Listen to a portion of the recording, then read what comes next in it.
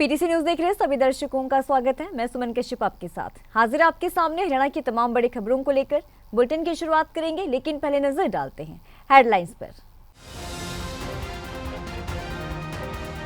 केंद्रीय मंत्री मनोहर लाल ने कांग्रेस पर किया कटाक्ष, कहा कांग्रेस पर निशाना साधना राजनीति नहीं बल्कि इतिहास है। संविधान को लेकर कुछ पार्टियों ने फैलाया भ्रम।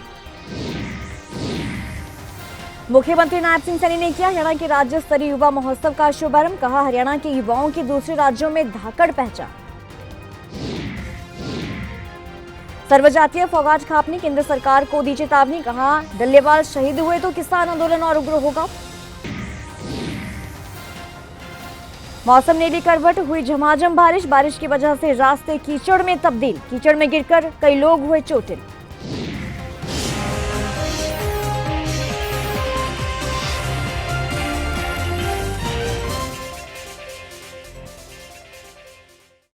और अब खबरें विस्तार से। रोहतक स्थित महर्षि दयानंद विश्वविद्यालय में संविधान गौरव समारोह में केंद्रीय मंत्री मनोहर लाल पहुंचे। इस कार्यक्रम के दौरान मनोहर लाल ने कांग्रेस पार्टी पर जमकर निशाना साधा और ये कहा कि कांग्रेस पार्टी ने कभी भी बाबा साहेब भीमराव अंबेडकर का सम्मान नहीं किया। सुनिए क्या कुछ कहा केंद्रीय मंत्री मनोहर लाल ने। कि कांग्रेस के सरकार के संशोधन और भारतीय जनता पार्टी के सरकार के संशोधन 14 संशोधन अटल बिहारी वाजपेयी जी के समय हुए। उसमें 33% आरक्षण, ईडब्ल्यूएस का 10% आरक्षण, पिछड़े वर्ग का राष्ट्रीय आयोग संवैधानिक दर्जा, जीएसटी लागू करना, दल बदल विरोधी कानून और विधायी शक्ति के जो बताया गया कि 15% की सीमा करना, अनुसूचित जाति जनजाति के लिए अलग से उनके कमीशन बनाना। तो ऐसे इस 14 में से गिना जाए तो 1, 2, 3, 4, 5, 6, 7, 8 संशोधन तो सीधे सामाजिक व्यवस्थाओं को बदलने के थे। बाकी कई छोटे मोटे एडमिनिस्ट्रेटिव चीजें होती हैं, कई तकनीकी संशोधन होते हैं, वो चलते रहते हैं। लेकिन समय समय पर किस प्रकार संशोधन किए गए और आज जो ये कहा जाता है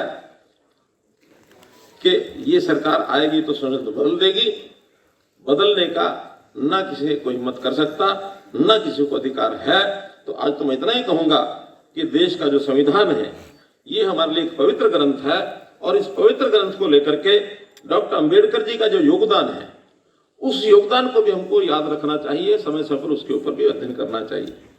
डॉक्टर अंबेडकर जी का यानी यहां तक इन्होंने एक सीमा तक शर्मनाक कार्य किए कि उनकी मृत्यु होने पर दिल्ली में दाह संस्कार के लिए स्थान नहीं दिया डॉक्टर अंबेडकर जी को। बिल्कुल सर। और उनकी बॉडी को मुंबई ले जाया गया, वहां जाके दाह संस्कार किया। इनका स्मारक नहीं बनाया। नरेंद्र मोदी जी की सरकार आने के बाद पंचतीर्थ नाम से जो अंबेडकर जी के साथ जुड़े हुए स्थान है, ऐसा पंचतीर्थों की कल्पना की गई। हरियाणा के राज्य स्तरीय युवा महोत्सव का शुभारंभ सीएम नायब सिंह सैनी ने किया। इस समारोह में प्रदेश के सभी जिलों से बड़ी संख्या में युवा शामिल हुए। सीएम सैनी ने कार्यक्रम के दौरान विभिन्न श्रेणियों में अच्छा प्रदर्शन करने वाले युवाओं को सम्मानित भी किया। सीएम ने एनएसएस स्टेट अवार्डी प्रदेश जिला कोऑर्डिनेटर और 51 से लेकर 21,000 रुपए तक का पुरस्कार भी दिया। सीएम ने सभी युवाओं को संविधान संकल्प की परिकल्पना की शपथ भी दिलाई। सीएम ने अपने संबोधन में कहा कि आज गर्व और गौरव का दिन है। आज राष्ट्रीय युवा दिवस के अवसर पर मैं उत्साह, उमंग, उल्लास महसूस कर रहा हूं। उसे शब्दों में बयान नहीं कर सकता। सुनिए क्या कुछ कहा। आप लोगों को बताना चाहूंगा और आज हरियाणा प्रदेश के युवाओं के लिए मैं कुछ घोषणाएं भी करना चाहूंगा। हम हरियाणा खेल उपकरण प्रावधान योजना 2024-25 के तहत खेलों के मुफ्त खेल उपकरण देते हैं। अब इस योजना में युवा क्लबों को भी शामिल किया जाएगा। आज मैं ये घोषणा करता हूं और उन्हें 8 अधिसूचित खेलों के लिए मुफ्त खेल उपकरण दिए जाएंगे। इन खेलों में वॉलीबॉल, फुटबॉल, बास्केटबॉल, हैंडबॉल, मुक्केबाजी, कुश्ती, जूडो और क्रिकेट शामिल है। हर साल खेल विभाग युवा क्लबों के लिए 2 साहसिक खेल शिविरों का आयोजन भी करेगा। मैं यह भी घोषणा करता हूं कि राज्य के वार्षिक खेल कैलेंडर में अंतर युवा क्लब खेलों को शामिल किया जाएगा। खेल विभाग इन खेलों का आयोजन कर हर साल करेगा। मैं ये भी घोषणा करता हूं कि हम हरियाणा के हर ब्लॉक में कम से कम एक ITI खोलेंगे।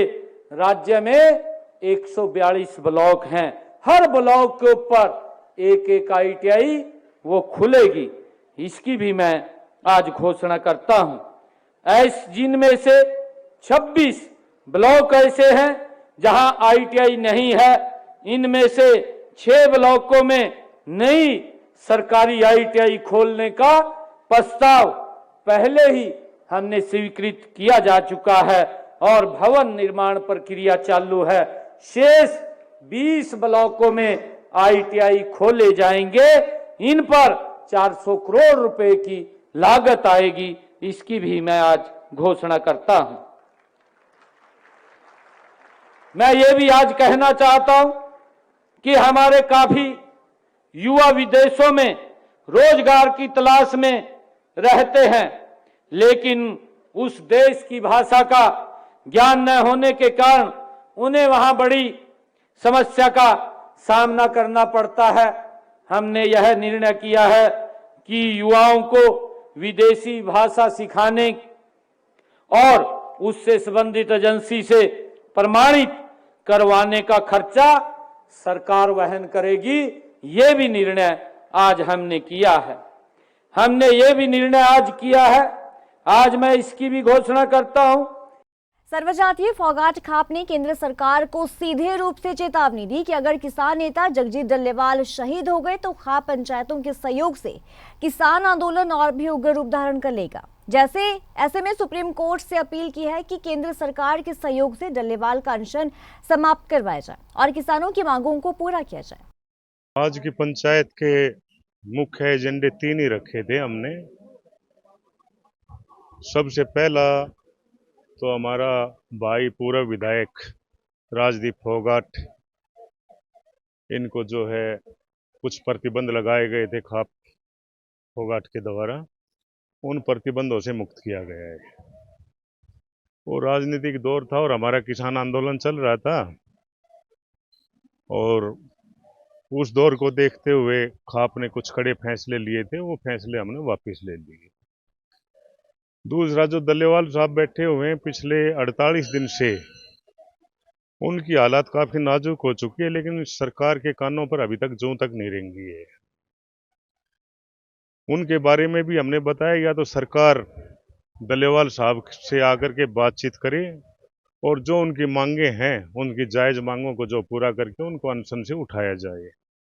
अन्यथा एक दिन ये जो आंदोलन है एक बहुत बड़ा रूप धारण करेगा, जिससे कि सरकार को और आम जनता को इसका खामियाजा भुगतना पड़ सकता है।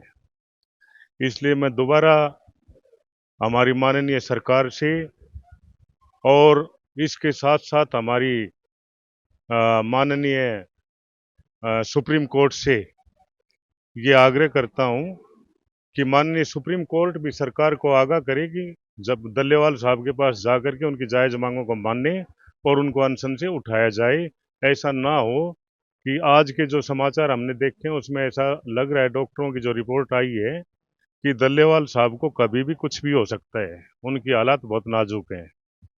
तो कृपया करके डल्लेवाल साहब की जो है सुध ले ये सरकार और उनकी जायज मांगों को मानते हुए उनको अनशन से उठाया जाए, वरना ये आंदोलन इतना जबरदस्त रुख अख्तियार करेगा कि शायद जो पहले 13 महीने हुए थे उससे भी बहुत जबरदस्त होगा और इससे जो है सरकार और आम जनता को काफी परेशानी का सामना करना पड़ेगा। पहाड़ी इलाकों में लगातार पड़ रही बर्फबारी के चलते मैदानी इलाकों में भी तेज हवाओं के साथ ठंड बढ़ रही है। ठंड की वजह से आम जनजीवन अस्त व्यस्त हो रहा है, तो वहीं जानवर भी इस ठंड से अछूते नहीं हैं। लेकिन कुरुक्षेत्र के नेशनल हाईवे पर स्थित पीपली में बने चिड़ियाघर में रहने वाले जंगली जानवरों, पशु पक्षियों के लिए चिड़ियाघर प्रशासन ने पुख्ता इंतजाम का दावा किया है।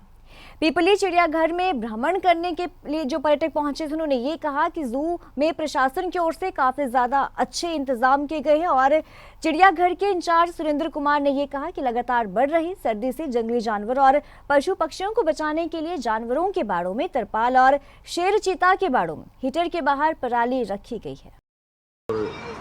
सब बढ़िया, अपने बच्चों वगैरह को जैसे लेके आए हैं यहाँ पे, उनके बारे में बताया उनको और आगे जैसे जानकारी दी है उनके बारे में, एनिमल्स के बारे में जो है सब सही अच्छा सब ये बढ़िया है। सर कौन कौन से जानवर देखे हैं? सर इसमें लोयन है, चीता है, उनके बारे में बताया, घड़ियाल है, हिप्पो है, आगे अपने हिरन वगैरह है और ये अपना बंदर वगैरह, लकूर वगैरह, उनके बारे में बच्चों को बताया। ये हमने जानवरों के लिए पूरी ठंड से बचने की व्यवस्था कर रखी है।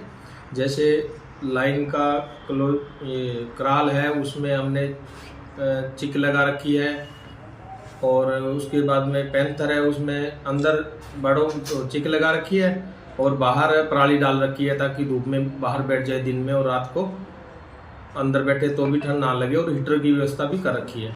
राष्ट्रीय राजमार्ग संख्या 44 पर कुंडली थाना क्षेत्र में बिजली निगम की लापरवाही से एक युवक की मौत हो गई।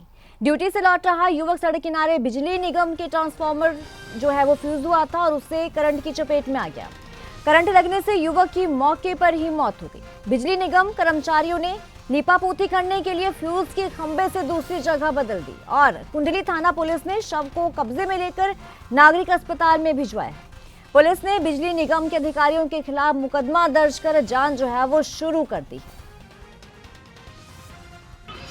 कल शाम को 6 बजे के आसपास ये मेरे चाचा का लड़का था रजनीश, ये अपनी ड्यूटी से आ रहा था। जैसे ही जीटी रोड पे उतरा और इसने रिक्शा पकड़ने के लिए चला, जीटी रोड पे ही बिल्कुल गांव के कट के ऊपर बिजली विभाग का एक ट्रांसफार्मर लगा हुआ है जो बिल्कुल रोड के ऊपर लगा हुआ है, जिसमें किसी प्रकार की कोई सेफ्टी नहीं लगा रखी है। और जैसे कोई उसके पास से गुजरता है तो उसके हाथों से कोने के आसपास से तारों से छू के ही निकलना पड़ता है। और कल जो है ना, जैसे ही वो वहाँ से निकला तो बिजली करंट ने उसको अपनी तरफ खींच लिया और करंट की चपेट में आने से उसकी मौत हो गई। पिछले 5 साल से अटल भूजल योजना से जुड़कर पानी बचाने की दिशा में काम कर रही जल योद्धा मीनी देवी का 26 जनवरी को नई दिल्ली में होने वाले गणतंत्र दिवस समारोह के लिए चयन हुआ है। मीनी अब दिल्ली में देशवासियों को अपनी प्रतिभा दिखाते हुए जल बचाने का आह्वान करती हुई नजर आएंगी। मीनी इससे पहले प्रदेश में सक्षम योजना के तहत भी काम कर चुकी हैं। आपको बता दें कि चरखी दादरी के गांव द्वारका निवासी एमए बीएड पास मीनी देवी वर्ष 2019 से ही अटल भूजल योजना से जुड़कर पानी बचाने की दिशा में काम कर रही हैं। मीनी है और गांव द्वारका से बिलोंग करती हूं मैं, और जो 2019 से मैं कंटिन्यू जल स्तर के ऊपर काम कर रही हूं, क्योंकि जो हमारा जल स्तर है ना वो बिल्कुल घटते हुए जा रहा है। और ये जो अपना दादरी जो डिस्ट्रिक्ट है इसमें 4 ब्लॉक आते हैं। 4 ब्लॉक में हमारा एक बारडा ब्लॉक इस तरह का रहा है जिसका जो बिल्कुल जल स्तर है ना घटते हुए जान लग रहा है।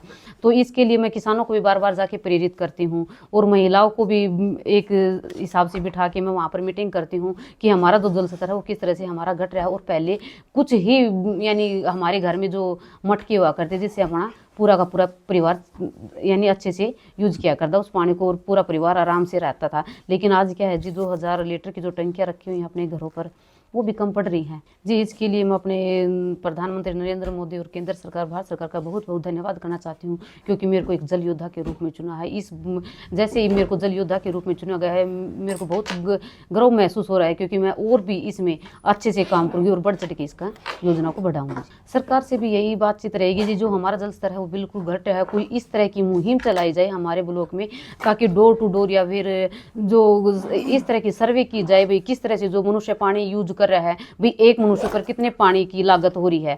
जैसे एक मनुष्य पर 55 लीटर पानी ही लग रहा है पीने के लिए, तो एक घर में क्यों ज़्यादा पानी वेस्टेज हो रहा है। तो इसके लिए कुछ रोकथाम के उपाय सरकार के सामने रखेंगे सर, ये प्रस्ताव भी कुछ रोकथाम होगा। इस बुलेटिन में इतना ही। खबरों की ज्यादा अपडेट के लिए आप बने रहिए हमारे साथ।